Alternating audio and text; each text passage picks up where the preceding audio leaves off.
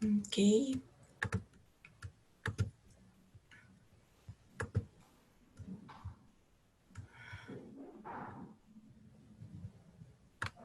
Here we go. Awesome. Welcome to a new webinar of Women Who Code Python. The mission of Women Who Code is a global nonprofit dedicated to inspiring women to excel in technology careers. The Women Who Code goals empower with the skills needed for the professional achievement, educate companies to better promote, retain, and hire talented women, build a global community where networking and mentorship is valued, develop role models, and support this generation of engineers.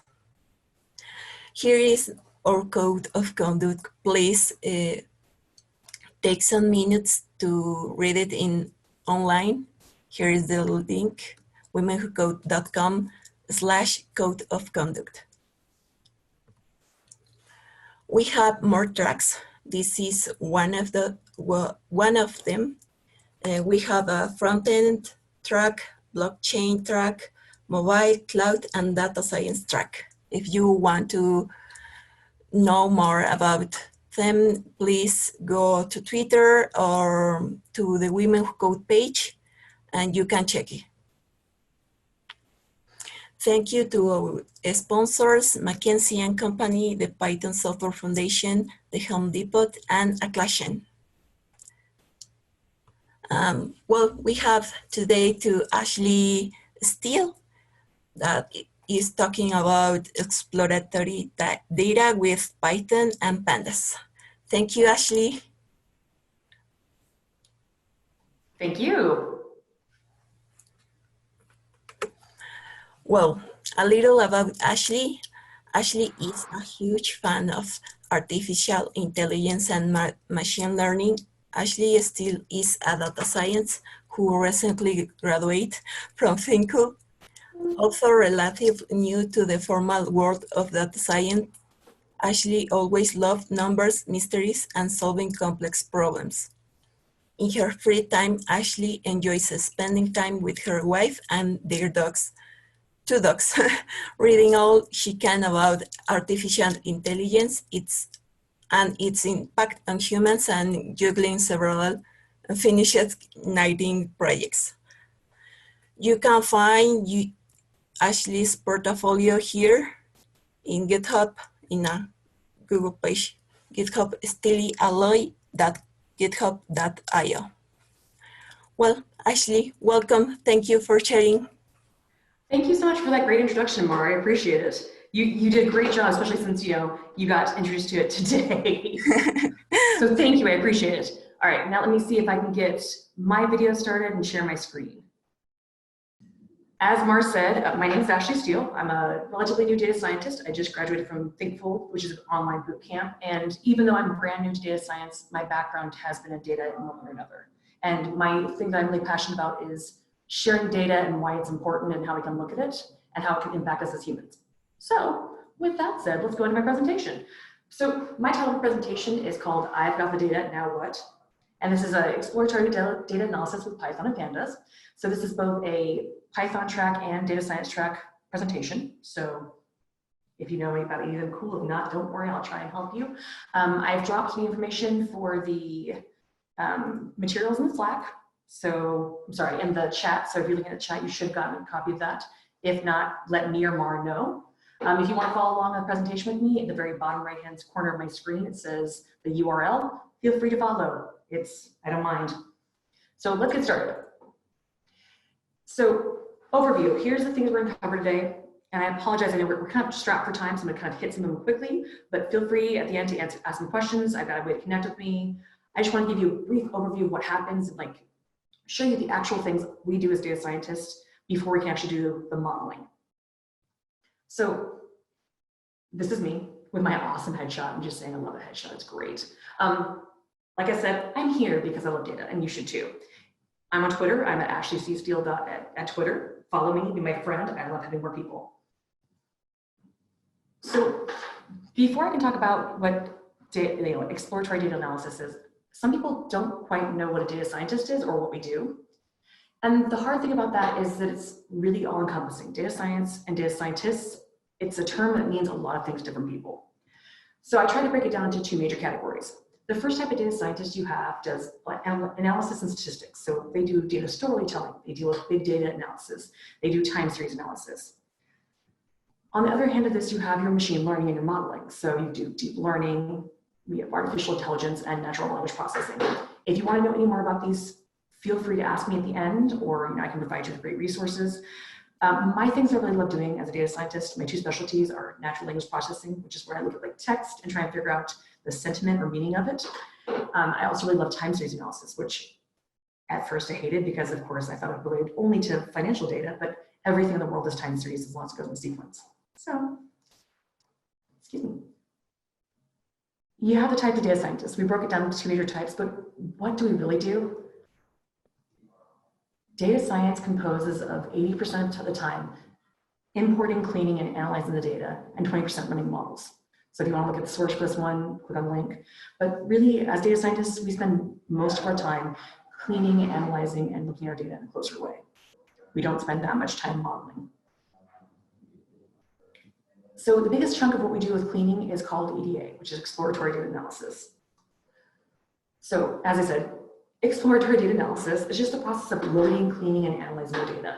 P.S. This GIF makes me so happy because it makes me think of what I do every day when I look at data. You get everything together, you kind of put it all together, make sure it looks good, and then cover up the things you don't want to see.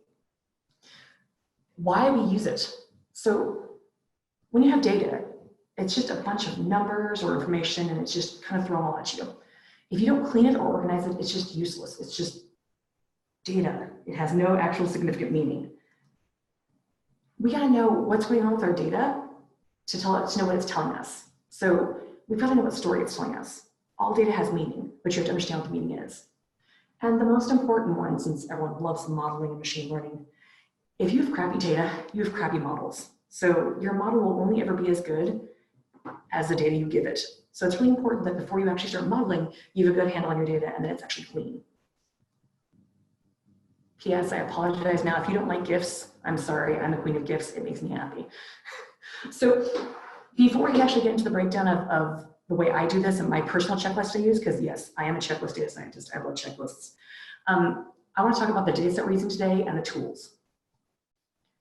So I'm being kind of your stereotypical data scientist today because I'm using the Titanic Data set, which is available from Kaggle. If you click on the link there, Kaggle is an awesome website that provides you with pretty nice and clean data sets, but they have a multitude of data sets you can use to practice with and learn different things. The reason why I'm being a typical data scientist is because this is one of the toy data sets that almost everyone when they're starting data science looks at. So it's kind of cheesy, but it's good for what we're doing. So this data set is about the original 1912 data from the passengers on the Titanic, but this data set is broken into two parts. We're looking at just the training set, which is what we use to set up the information for our model and make sure it can work right. Why is this used? Most people use this as to create predictive models to see if you can test and predict who will survive this or not. I mean, that's what we're gonna look at from today. But I wanna give you a word of warning because this is your perfect situation. Data does not usually ever look like this. This is pretty nice, pretty neat, very straightforward. And usually when you encounter data as a data scientist, it's a hot mess of crazy. So with that said, keep that in mind. This is the perfect world we're looking at. We have certain tools that we use almost all the time in this process. P.S. If you put on the song Panda by Designer, it syncs up with that GIF and it makes me so happy, just saying. So the stars of our show, the tools we use, that I personally use every single day when I'm doing analysis, is Python, of course, which is our programming language. Pandas, which is a Python library that's made for data science and analysis. It's my favorite package. I use it nonstop. Everything in my life is Pandas. And then the actual container and the IDE or the environment I coded for smaller scale projects is called Jupyter Notebook. It's really cool. I'll actually show you what mine looks like for this project. And if you want to follow along in the actual GitHub file. So these are our stars. We also have supporting characters too. So we have 4 things I use always. It's NumPy. It's a library in Python that lets you do higher level math on multi-dimensional arrays. everything you do, or everything I do is multidimensional. So there's more than just 2 layers to it, usually 3 or 4. Matplotlib.plyplot is your base plotting for Python and in data science. It seems boring at first, but it actually can do some pretty cool things. But if you don't have pyplot or matplotlib, you can't use Seaborn. And Seaborn is my absolute favorite because it makes impressive, beautiful graphics. It takes your information and makes it pretty. And then my personal favorite is OS. OS is just a library that helps you figure out where you're working on your computer and get you to the area you need to be in. So, as I said before, I am totally a big fan of checklists. Before I was a data scientist, I taught physics, and I truly believed that in order for my 8th grade students to understand physics, I had to break it down and make it in a way that was very much easily repeatable and was a very much method and a formula. So the way I approach data science is the same way. For me, when I do my EDA or my exploratory data analysis, I do it with a certain checklist to make sure I don't miss anything. So this looks like a lot of text. Oh my gosh, I promise you it is. But we're about to break down what each of these steps mean. So there's a certain flow of how you look at your data. You gotta import it. You gotta look and see, make sure you're in the right file. You gotta put your data inside of it. You gotta figure out what the basic thing your data is telling you is. Then you have to go through and do your fun stuff, like figure out where it's going, figure out what's missing, figure out what you want to get from it, all the fun stuff. We're gonna go through all this. And I'm gonna apologize a little bit. There's a couple of caveats I have at the end, and one of them is time. I was actually going through this today and trying to do the last little bit of my stuff, and I almost ran out of time.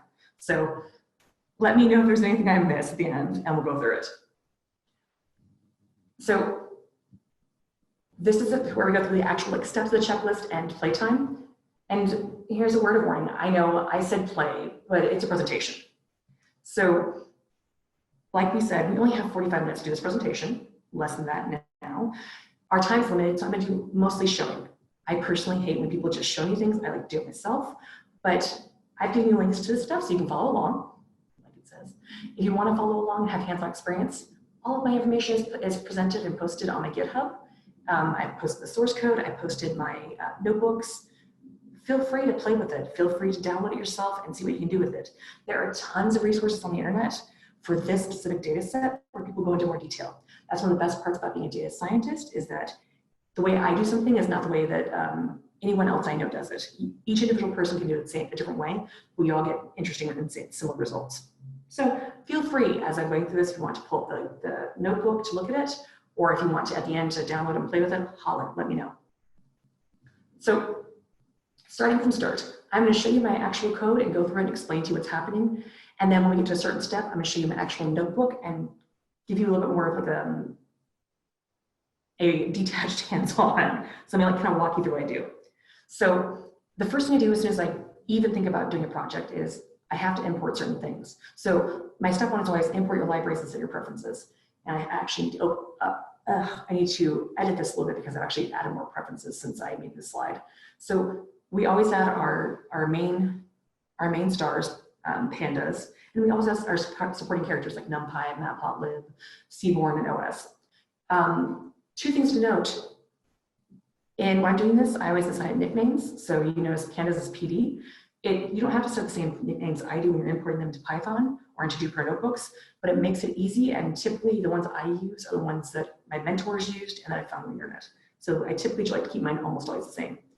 Second thing to note, do you see the bottom of cell 1 where it says percentage matplotlib inline? This is a super cool inline magic statement, which means that whenever I put this in here, as soon as I put and open and run a plot, it opens for me without having to show.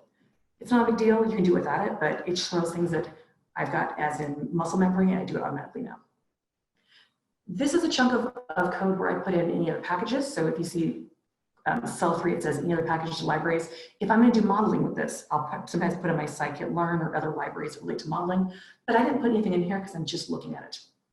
The last cell in this is my set. It says SNS set, which is for Seaborn. I'm setting my style. I like to have my backgrounds of my visualizations in Seaborn have a white grid that I can see the actual numbers and see the bars and such pop out more. And I'm old and I like to have my scale for my font bigger, so I set my font scale for 1.5. So this is my first thing. Whenever I touch my data, before I even think about opening it up, I've got to set my notebook and make sure it's ready. Step 2 for me, not everyone has to do this. A lot of people have their data or their data set in the same file as the notebook they're working on, but I don't trust myself. So I always import OS and then double check my directories. Oh no. Hopefully you guys can still hear me. My internet connection is unstable. I'm not sure if you can or not. Holler if you can't. I don't see anything. Do I have chat? What chat? Cool. Okay. Unfortunately, I can't keep up with the chat and do the presentation. So Mar, if you can catch anything that I need to know, will you please let me know? I'm assuming it's a yes. Holler if there's anything I need to know. Okay, so this is where I actually go through and set my working directory so I can tell and know where my actual data is. Here is just me saying, I want to use this. Where am I right now? Here's where my data set is. Please go to this file. Here's where I actually load my actual data in. Oh goodness, 1 second. Let's see if I can open my chat and see this in a different window. Sorry, y'all. Brand new this process.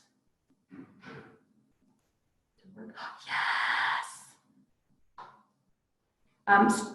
Before I go on, Stephanie, if you scroll, oh, you probably can't scroll up. Thank you for sharing that one. Okay. Yes. Can you guys see this all right? Is it all right? Can you see everything, or is it too zoomed? Let me know, because I've actually got my I like how it goes back and forth. I've actually got my chat pulled up now. I can see it as it's going. Let me know if there's anything you need me to zoom out on. So everything's set. Ooh, goodness, ignore that. Everything's set. I've got my libraries imported. I've got it ready to go. I'm in the correct folder. Now I'm gonna put my data set into my actual notebook.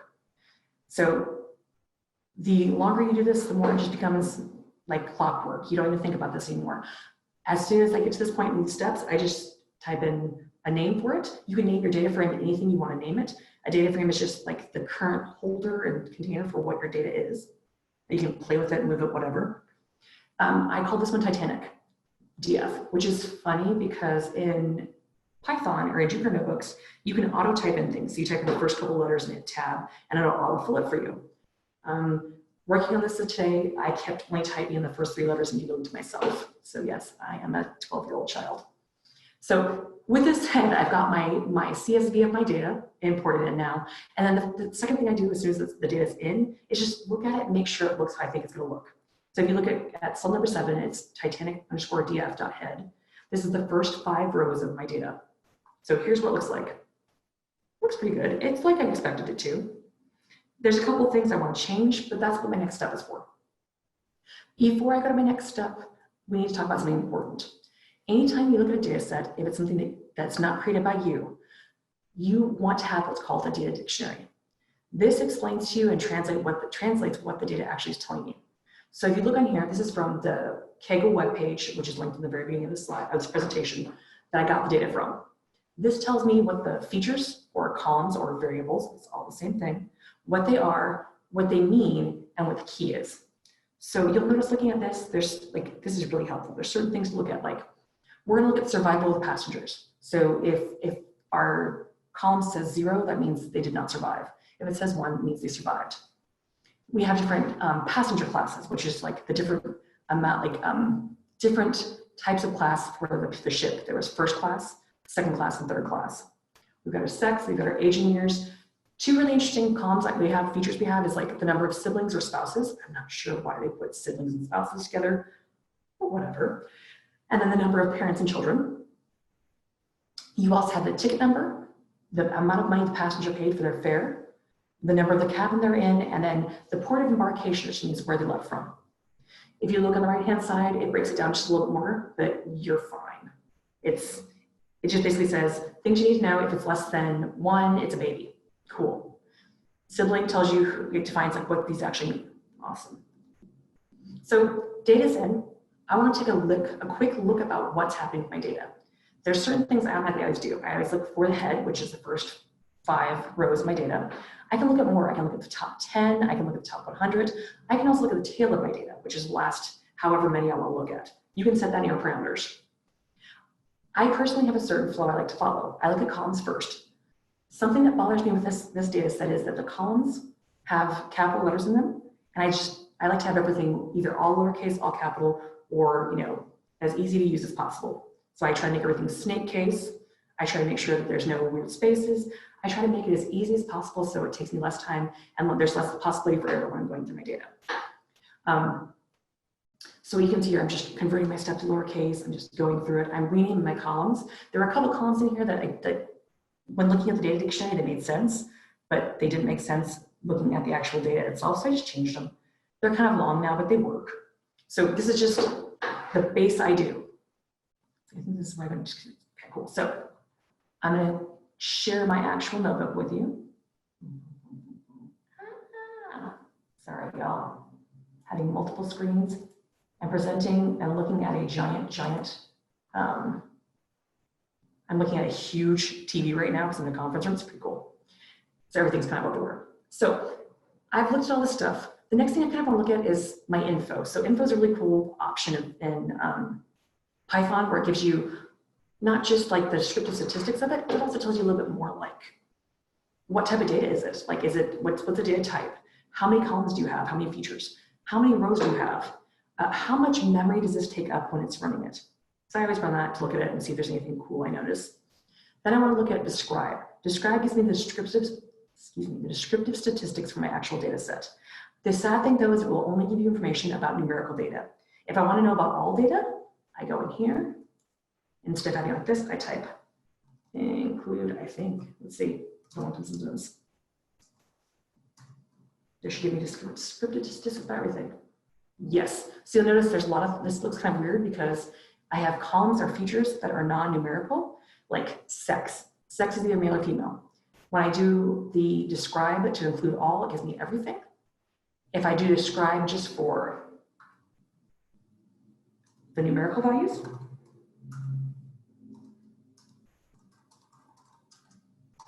I get numerical statistics for just the ones that are actually numbers. So it tells me some good things. It tells me things that as a data scientist, I need to keep in the back of my head as I'm going through this. It shows me my count. How many do I have? It shows me the average. It shows me my standard deviation or like how far each one is away from the average. I've got my minimum. I've got percentages of how broken up my data is, and I've got the max. So I mean, it's always good to know. It's always good to look at. Another thing I do when I'm looking at this, I look at the top 10 rows. You never know what you're going to find. This brought along, like instantly looking at this, I saw that there's NaN values or null values. That threw a flag for me. Looking at that, I was like, before I move on, let's get a count of who's actually null and why. So I just pulled this. This is my favorite. It took me almost a year to realize that I could sort it by ascending. It's the best. That way I can look and see which feature or column is missing the most information and then figure out what I'm gonna do with it. Which is awesome because the next thing on my checklist that I always personally do is just deal with my missing values. This is a whole entire rabbit hole upon itself because there's not one way of dealing with your missing values. You can't just be like, let's get rid of all of them. It really depends on what the actual individual variable is or feature and like what impact it has on your model or whatever your actual point of your project is. So we had 3 features that were missing things. We were missing information for cabin number, for our age, and then for the port that they left at. Yes, the word embarkation is so much fun to spell. So I want to look at the port first because there was only 2 of those. Let's start with the least missing and see if we can make it the easiest. So looking at this, there are 2 people who don't have a port. Okay, cool. There were only 3 ports these people could have left from. They left in order. If there's missing anything else, okay, cool. The weird thing I noticed when I was looking at these two ladies is that they both have the same ticket number. That's weird to me. So looking at that, I was like, yeah, let's just double check and see if maybe else has the same ticket number before I deal with these guys. No, just these 2. Since these 2 ladies are the only ones that have the same ticket number and are also missing a port, I went ahead and made the choice to drop them. So I have 891 rows of data, so 891 passengers. Dropping the 2 of them gives me the 889. That's still a large chunk of information. The 2 of these ladies won't make too much of a difference in my data. So I just went ahead and dropped them. Double checking to see what else I'm missing. Okay, cabin and age. All right, cabin number is an interesting one. I did a sub poll to see who was missing a cabin number, and I wanted to see, based on the fact that, like, some background you personally know, that people who were technically of a lower class, so who were in the 3rd class, which is like coach in an airplane, these guys probably didn't have a cabin number because they were just general boarding. So I want to see, is my idea right? Did these people, is it actually distributed where there'd be more people who are lower in the passenger class who don't have cabins? Yeah, it's true. So basically, the largest people who don't have a number is third, followed by second, and then first. Second and first are probably just have to do with like mistyping of data, or since this data is so old, it probably just didn't get written down or got lost. This is one of those situations where we have to decide as a data scientist what you want to do with it. Personally, I said, let's just leave them all null. It's not going to make a difference. I don't even think that that cabin number probably will have anything to do at the end with my modeling. If it does, I can always go back and look at them broken up, like I just did. I broke them into the passenger classes, and I can try and figure out, based on that, what general area of the ship they'd be on. So this is great. This will help me later in the future, but I don't really think this is going to have much to do with my model, so I went on. Next, we have age. We had 177 passengers who didn't have an age. Okay, cool. What I did was I broke them up. I wanted to look and see what it was, see how many of them there were, how it looked. Okay, cool. I wanted to see, of these people, how many of them survived, how many of them didn't survive. The longer you look at this data, the more you realize that there's trends in it. There's certain things you see over and over again. There's certain patterns. One of them is that people who survived typically had certain means or certain averages of ages.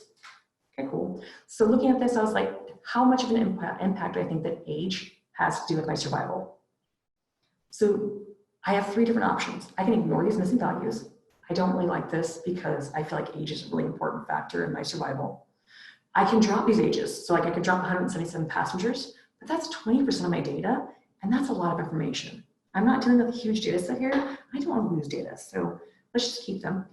I can also take them and divide them into their survived or not survived, and then assign them an average age. So basically what I can do is I can count them, I can figure out where they are, and I can figure out if they survived or didn't survive, and then assign them an average age based on that. So if you see right here, I looked at the top 5. I took them, I gave them an average age, they have an age. It's not the world's most accurate, no, but in the grand scheme of things, it's only 20% of my actual overall data, so I didn't feel like it'd be that big of a difference. I personally felt like it was better than getting rid of them. That's just me. Always, always, always check everything again. Did we get rid of everything? Yes. All I have left is my cabin number, and I don't really care. Awesome. My next step is my data types. This one wasn't too bad. If you look at my data types, so data types are the type of data that you have and how it's formatted. Most of my information is integers. That means it's pretty much solid whole numbers. I've got a couple of objects, which are either strings or weird things like that. I also have floats. Floats are icky. They have all kinds of decimal points, and my age and my fare are floats, and I don't want to have decimal points in my ages. So all I did was convert them to integers and double check and make sure they worked. Awesome. One really important thing to note here is if you are dealing with dates, any type of data, months, years, hours, seconds, anything like that, before you even get to the point where you are even doing your initial look at your data, like your head, your describe, everything, convert those suckers into date times. Having specialized in time series data is one of the hardest things to do when you realize halfway through the project that you're not formatting your variables or your features right. So basically, if you say, hey, I'm going to deal with months and times, stop what you're doing, convert everything to a date time, and then go on with your life. They get handled completely differently by Python. So, boom, we're good. We've gotten all of our information in, we've looked at it, we've fixed our ugly missing stuff, we've got our data types good, we've gone. Feature distribution is my favorite part of EDA because we get to actually go through and look at the individual columns and features and figure out what do they actually look like and mean. Okay, so I want to look at some certain things first. So let me zoom out a little bit, and I apologize. Hopefully this isn't too small for you guys. But like I said, I'm looking at a huge screen. A little bit better. I want to see the percentage of people who survived versus people who perished. So if you look on the left-hand side, that's people who died. Right-hand side, people who lived. There are far more people on Titanic who died than lived.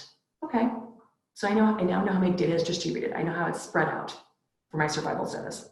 Okay, cool. Whenever I do this, I do it visually, I do it numerically. So I always do a count. My count just says the same thing. Of my 889 passengers, 549 of them died. Not pretty.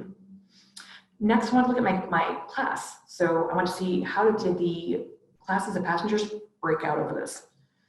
Okay, looking at this, visually, I see most of my people on the ship were third-class passengers. The interesting thing here that I saw was that first class was actually higher than second class. So it's like, first class is like first class in the airplane, second class is like business economy, and third class is like coach. So more people could afford to be first class on the ship than the second class. It's weird to me, but let's double check, make sure it's right. Did my value count? Boom. Okay, next one. How does the sex of passengers on the Titanic look? Like, how's it distributed? Looking at this, ooh, sorry, scroll down too much. Where'd it go? Oh, one of the cool things about Jupyter Notebooks, I say cool because it's less frustrating. If you double click on things, it makes them bigger, smaller, and gets rid of them. I just double clicked on one second. Boom. Okay, cool. So on the Titanic, what do we have more of? We typically had more men than we had females on the Titanic. Double checking out my count. Yeah, that's true. Of my 889 passengers, 577 of them were dudes. Cool. All right. What does age look like on the Titanic in this data set? One more warning. This data set is not the entire data set. This is the larger chunk of the overall data set. So on the Titanic, there were around 2,400 passengers, give or take. There were actually some passengers who weren't accounted for, but that's a whole other story in itself. But knowing this, I know that I also have to keep in mind that this may not be representative of the entire data set. This is just my training data set. So I wanted to see, what were their ages? How did it flow? Looking at this is what we call a normal curve. It goes from lower on the outsides, pretty much to a big hump in the middle. So the majority of my passengers were between ages of 20 to 35-ish. Okay. We see the largest spike of people around 35. Double checking, since age is one of those weird things that has all of the different individual ages, looking at the counts of these was ugly. Sorted it, wanted to look at it, cool. Moving on. The weird thing was the number of siblings and number of family members that the individual had on the ship. So I just wanted to see, what it looked like. Most passengers didn't have anybody with them. A couple of them had a person, that was it. Cool. Family members, same thing. There was one family that had 5 family members on it, which I thought was interesting, and a couple families had 6, which was just crazy to me, but whatever. Fare, how much do people pay? People paid a crazy amount, like it ranged. Most people paid between $0 to $30. There were a couple people who paid way more than that. Okay, this gets important. Things like this, where we see the small amount of people who paid a lot of money at the end, gets important when we start dealing with outliers towards the end of this. We're not there yet, so we're just gonna keep that in mind. Next, what does the port that they embarked from look like? Most people left from S, which is Southampton, which was the first one. So basically most people got on at the beginning. Next was Cherbourg, France, which was the second amount of people who got on. And then last but not least, we had Queenstown, Ireland, which we had the least amount of people get on. We also had some people get off at the same time. So it's just cool to see what that looked like. Now that we can understand how each of these individual columns or features look like by themselves, we've got to deal with a little bit of craziness before we can go on and look at them together. So in any data set or anything you deal with numbers or with information, you have what are called outliers. Outliers are things that are way out on the extremes that don't look like they make sense when you look at them. There are 2 features in this data set that we want to look at, because the rest of them are pretty much what we call categorical data. Like, they're either, like, think about survived. Survived has 2 options. It's either 0, dead, 1, alive. Age is one of those ones that doesn't. Age is a continuous variable. It means it goes from 0 to however the oldest person is, and it's variable based on one person could be 80 and the person next to them could be 81. We also know that fare is the same way. For some reason, there wasn't really a set fare range of ranges. Like, there wasn't like, you couldn't buy a ticket for $5, you couldn't buy a ticket for $10. There's a whole skew of people who bought different fares. So it's the strangest thing. So those are the 2 ones I want to look at and see if there's anything weird. Whenever I'm doing the outliers, I look at the biggest, max, and the lowest. So for age, biggest age 80, lowest age 0. Cool. Look at the stats for it. What does this all look like? So looking at it, it's a pretty even distribution. I see that my average age is about 30. Cool, awesome. I see that My max age is 80. Not bad. I see my standard deviation or amount that each one is away from the typical average is about 13. Okay, that's not a big deal. 13 years away, 13 years plus or minus from 30 is what most people fall within. That's cool. And having looked at this and looked at it on the actual visual distribution, I didn't see any crazy things that were weird. I was like, okay, this looks like a normal curve. I don't see any like 140s. Usually whenever you see anything that's crazy, like 140 or I had a data set I was working on for my final project where I had somebody who was 945 years old. You know, instantly seeing things like that, when you use common sense, that is just somebody who typed it wrong. So a lot of times, since data is sometimes inputted by humans, most of the time, you get weird errors and you know, looking at them, they're ugly. We're keeping in mind though, that since this is a data set from the website Kaggle, it's very nice and pretty. We don't have any crazy weird things happening. So looking at this, our ages are pretty good. Cool. Fares, did the same exact thing. I was like, okay, how much was most of me paid? Most people pay was $512, or I think pounds, because this is a European currency. How much was least amount they paid? 0. That one was a little bit weird to me, but I can accept the fact that they were stowaways maybe. But let's also look at this a little closer. How many people actually paid $512? 3. Okay, if it's 3 people, it's probably not a typo. I'm gonna keep them. How many people paid 0? 15. Okay, if there was like 1 person who paid 0 or 2 people who paid 0, I would be more likely to get rid of them as null and say they were just weird typos or errors. But since there are 15 people, I'm just gonna keep my fares as they are and just go with them. An interesting side note, when I was looking this up, I Googled, were there any stowaways on the Titanic? And the first thing that came up was a whole entire article about how there were a subset of Chinese passengers that were completely and totally ignored, which I thought was interesting. So if you want to learn more about that, Google it, just saying. All right, getting towards the fun stuff.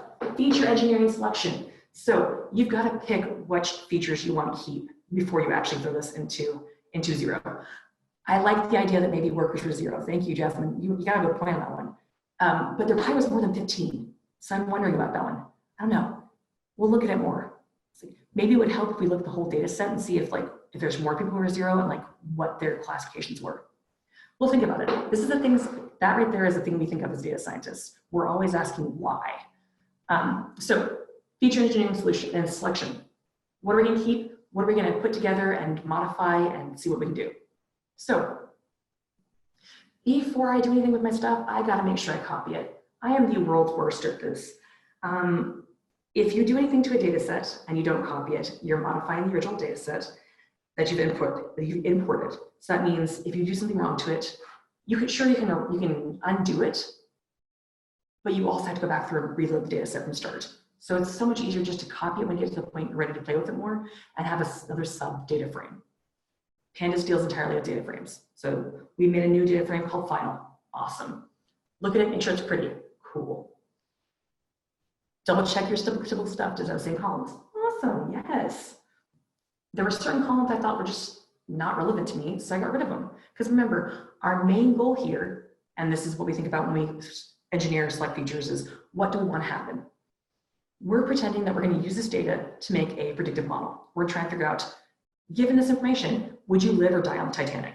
Cool, awesome. Certain things we don't care about. I don't care about the person's name. That's horrible to say, but I don't, because it doesn't really relate to their survival. I also don't really care about, the other one I thought was really weird. Oh, ticket number or cabin number. Those things, in the grand scheme of things, don't really relate to, they aren't things that have patterns to them, so I just kind of got rid of them. So looking at my new data set, all I kept was my survived, my passenger class, the sex, the age, the fare paid, and then where they left from. Here's where it gets a little strange.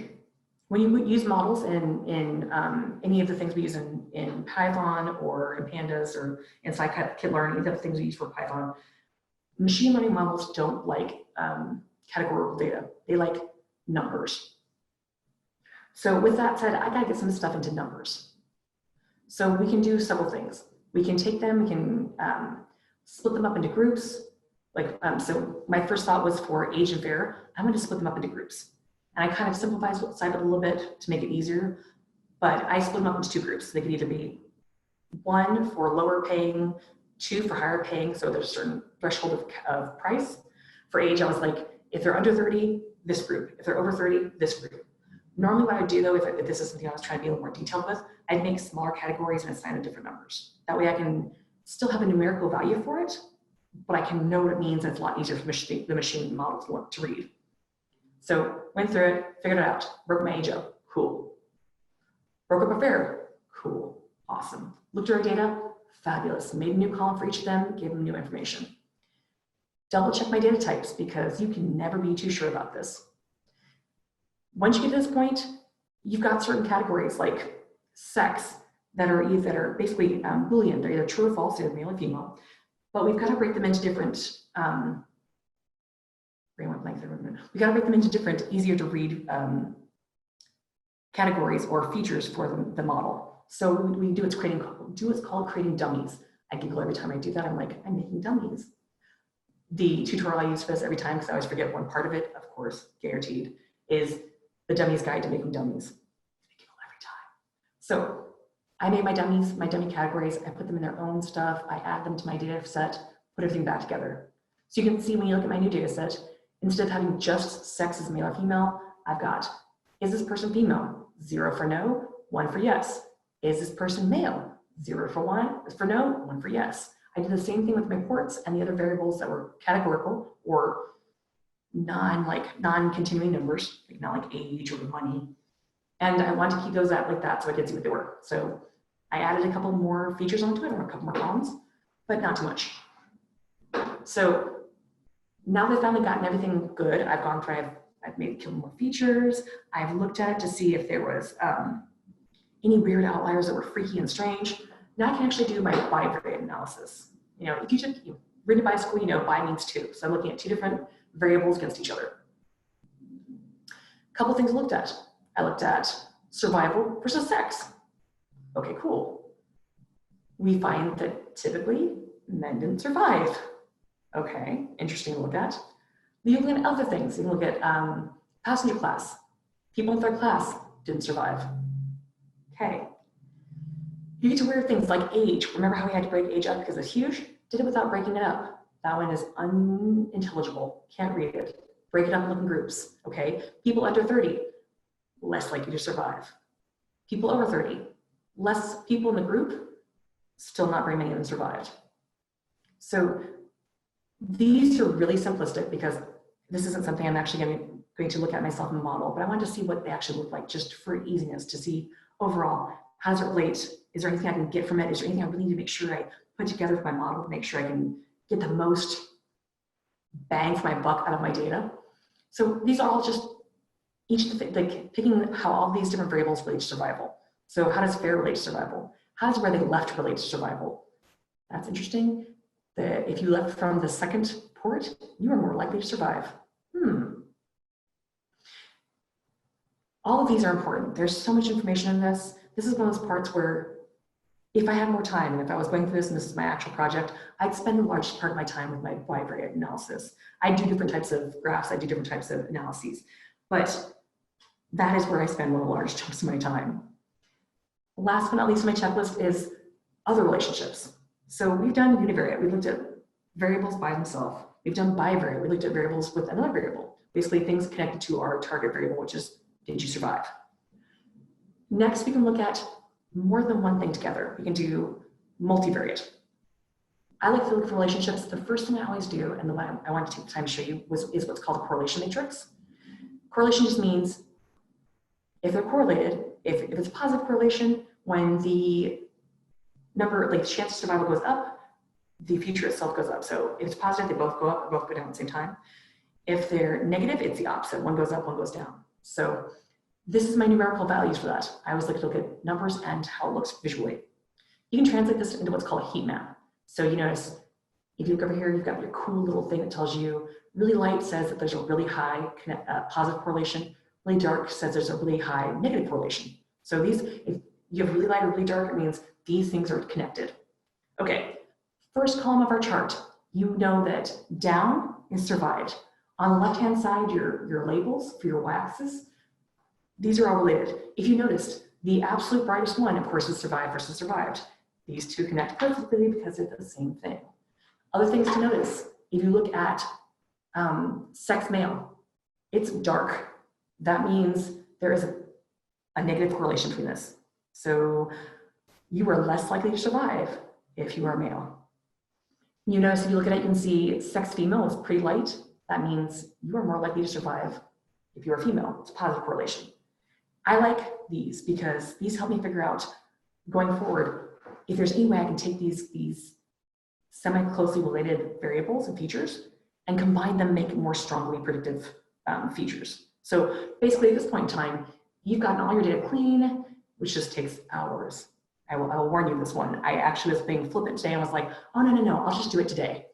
I worked from 10 a.m. until 4:40 on this, trying to get this done, because there were certain things I kept forgetting or that they went wrong. I was like, dang it. It always takes longer than you think. But I've gotten to the point now where I can actually start combining things in a different way to make my model stronger. I'm not going to go into modeling because this is just all about my EDA, which is the basis of what we do. Think about how awesome this was and how much steps there was for just this, and this is a small data set. My capstone project I did, and I just finished for boot camp, had 600,000 rows of data. That's actually not a ton, but it was one of the largest data sets I'd ever used. The amount of EDA I did on that took me over a month. So I spent over a month cleaning the data, looking at it, understanding it, analyzing it, making sure it all went together, making sure it made sense. It is insane how long it took. So just to say, when somebody says they're a data scientist, please understand the largest chunk of our lives involves cleaning, organizing, and understanding our data. It's insane. This is where you get to the fun part though. So basically you've done all this and what? You now get to go away and actually run your model. I always laugh when people are like, oh, you're a data scientist. Isn't that hard? Modeling's hard. Because when you put models into Python or into Pandas, you have packages and libraries that basically do all the hard work for you. It's great to know what the actual underlying algorithms are, but it's really good to just be able to do it and try it. So a lot of times when we're running models, we put in model.fit. This variable, how does it look, and run it. It's so crazy. All of our work is done with organizing, analyzing, and cleaning our data. This is my word of warning.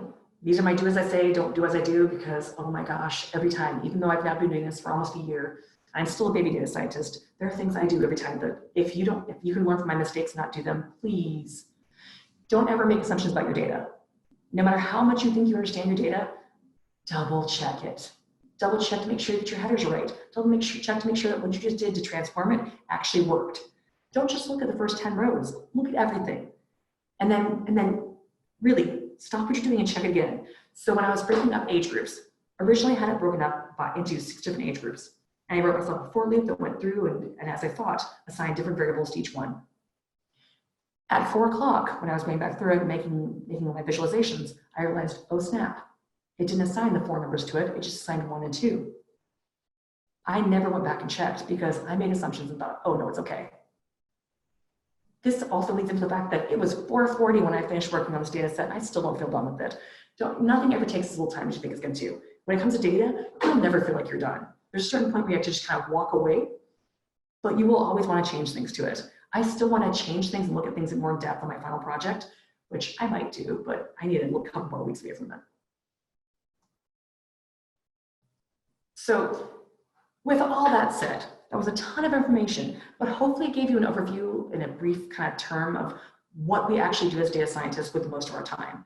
I know that popular media has made modeling and machine learning and us like making artificially intelligent things all fancy like, but that's not what we do with most of our time. We spend most of our time digging through data, looking at things and making errors and realizing that, oh crap, that isn't what I thought it was, and fixing things.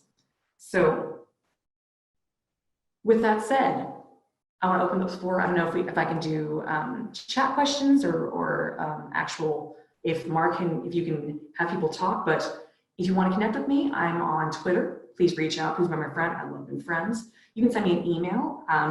I love talking about data science. I love talking about data. I love helping people with things related to this. If you have any questions or anything I can help with, holler at me. I love learning. I love sharing with people.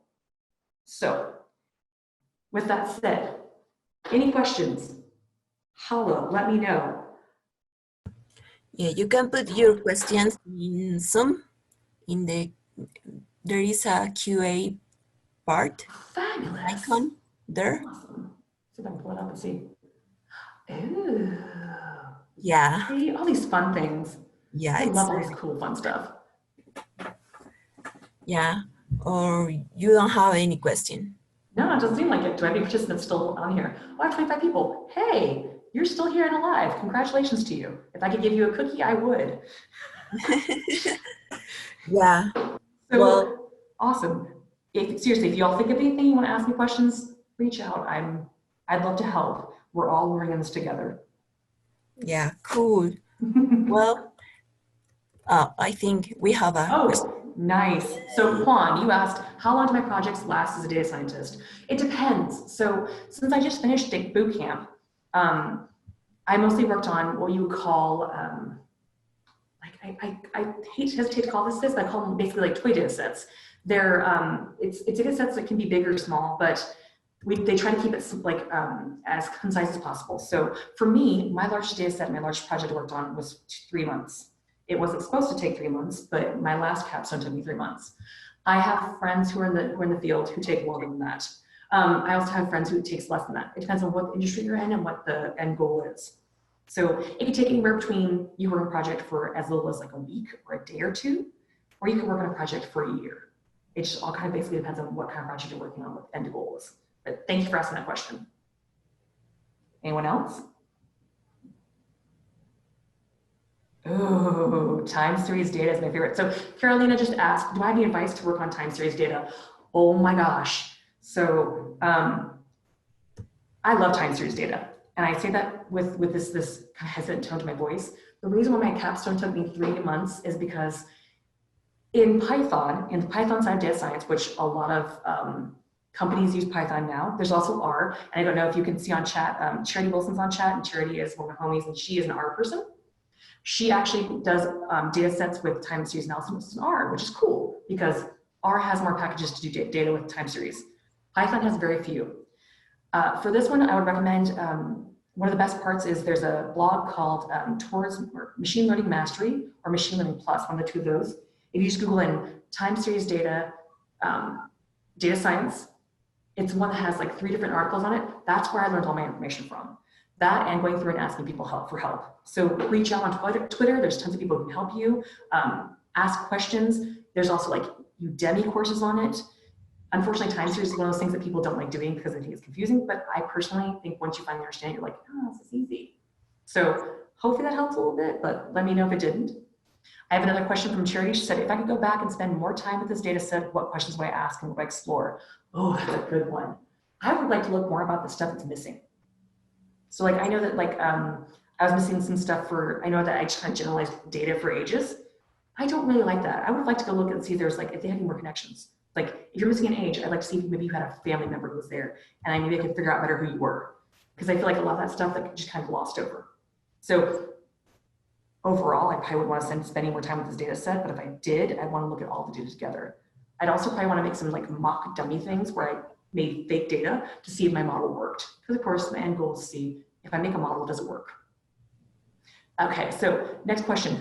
This person's a data analyst, but they want to be a data scientist one day and they're lacking stat skills. Oh, child, I feel you. How much stats do you use as a data scientist, and what's the best resources you recommend to learn stats? Good question, very good question. So the funny thing is, depending on what your role of a data scientist is, you either use a lot of stats or none. So it's always important to know the underlying statistics of why things happen. So there are some really good online courses. There's one from, I was just looking at Coursera. There's a Coursera one that's free and you can audit it. And that's where I refreshed my statistical learning. I took stats in college. It was my favorite math. I never liked math and I loved stats. So I was like, okay, cool.